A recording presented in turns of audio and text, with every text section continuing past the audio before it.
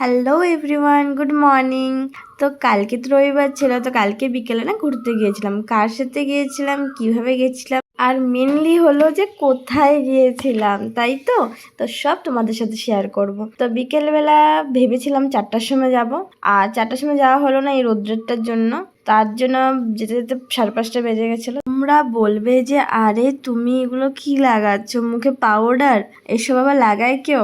আমি লাগাই, জানো, আমার না বেশি মেকআপ করতে ভালো লাগে না, মানে যেভাবে থাকে সিম্পলভাবে ভালো লাগে আর কি। তো মেনলি আমি লিপস্টিকটা ইম্পর্টেন্ট মনে করি, যে এটা লাগালে ফেসটা কাটিংটা চেঞ্জ হয়। আর এই গরমের মধ্যে সাজাসুজি আমার দ্বারা হচ্ছিল না, তাই একদম সিম্পলভাবে রেডি হয়ে গেছিলাম আর কি।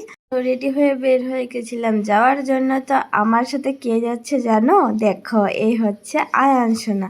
তো আয়ান যাচ্ছে, বদি যাচ্ছে, আর আনিশা যাচ্ছে। তো আমরা সবাই মিলে কালকে ভাবছিলাম যে চলো রবিবার আছে, আমরা একটা ঘুরে আসি পার্কিংয়ে।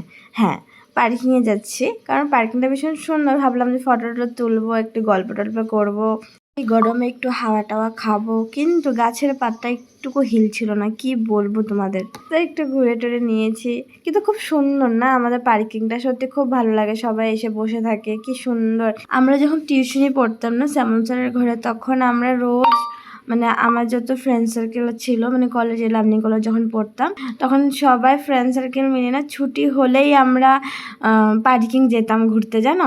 আর রোজ যেতাম, একটা দিন মিস করতাম না, পার্কিং যেতাম। মানে আগে ছুটি হলে এদিকে হাঁটা দিতাম আমরা, তারপরে দিয়ে বাড়ি যাওয়ার কথা বলতাম, ফটো তুলতাম, এই করতাম, অনেক মজা করে।